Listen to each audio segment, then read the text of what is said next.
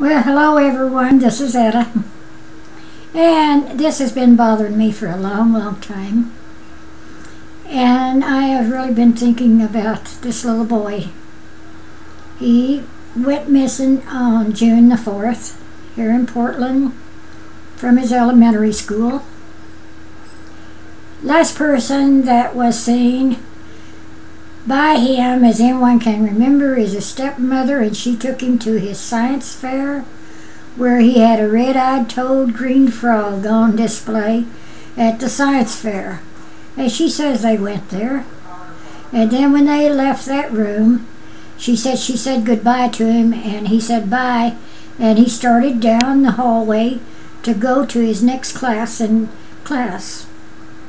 He never showed up to his next class. No one has ever seen him. He never made it down just a short way down the hallway to the next doorway where he'd go into the class, because the teacher said he never showed up. So he just absolutely has just disappeared. And there's people, just loads of people, well, they didn't know he was disappeared, or he wasn't there until after the day of school has gone by, you see, until he was supposed to come home.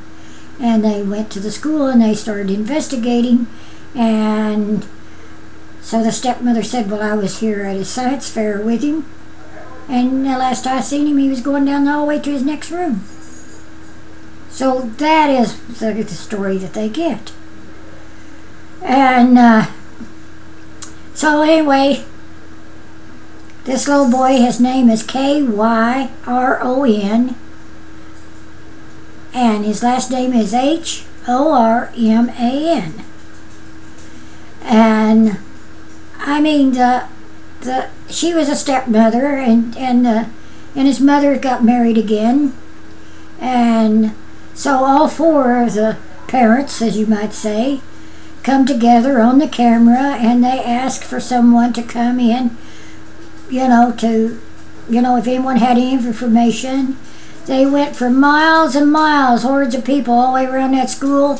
I mean, out side by side in every direction and everything, and they haven't found him there.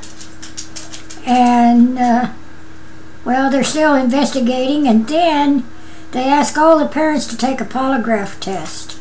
Each one of them took a polygraph test. They asked the stepmother to return to do another polygraph. But as far as I know, she has never taken that second polygraph. And the husband stood by, the father stood by his wife there, the stepmom, for over 2 weeks or more. But then all at once you find out that he left his wife, and he took his little girl, their little girl that's together, they've had together, and took them to a different place, and he got restraining order on his wife. Well, finally it came out in the story that the police had found out in their investigation and asking around, and someone had come forth that she had put out a hit list on her husband about a year ago. So there goes another twist in the story.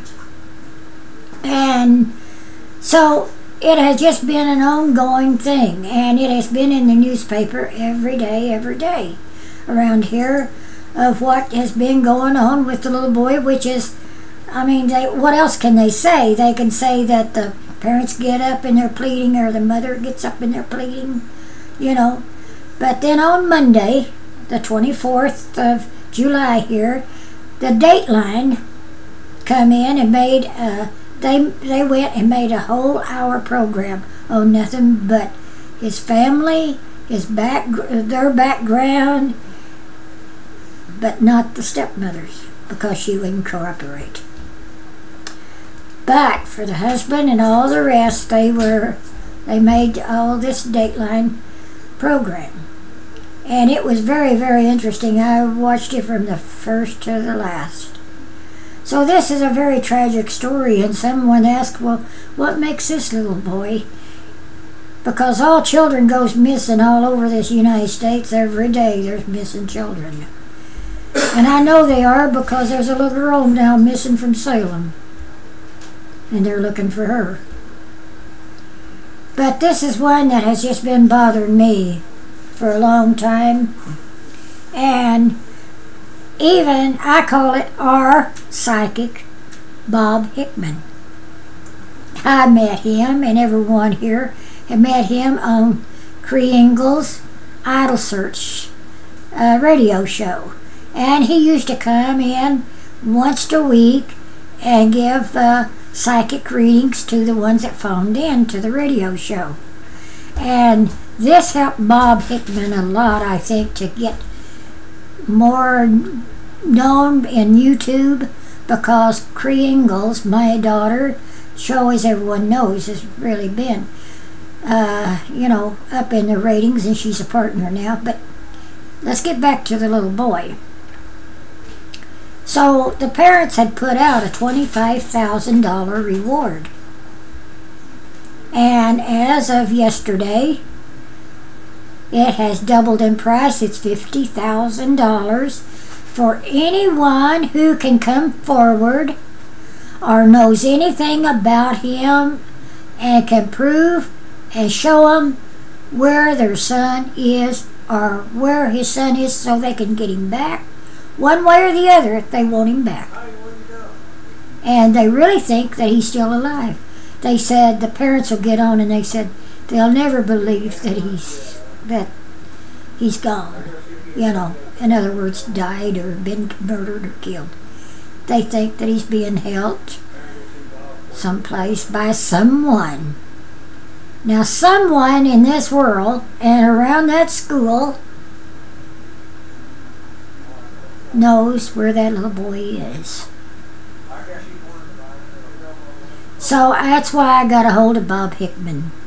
I just wrote him today, so it may be a while before he sees what, but he says that he has been, been contacted by people for missing papers and missing things, and also that he has helped on missing persons.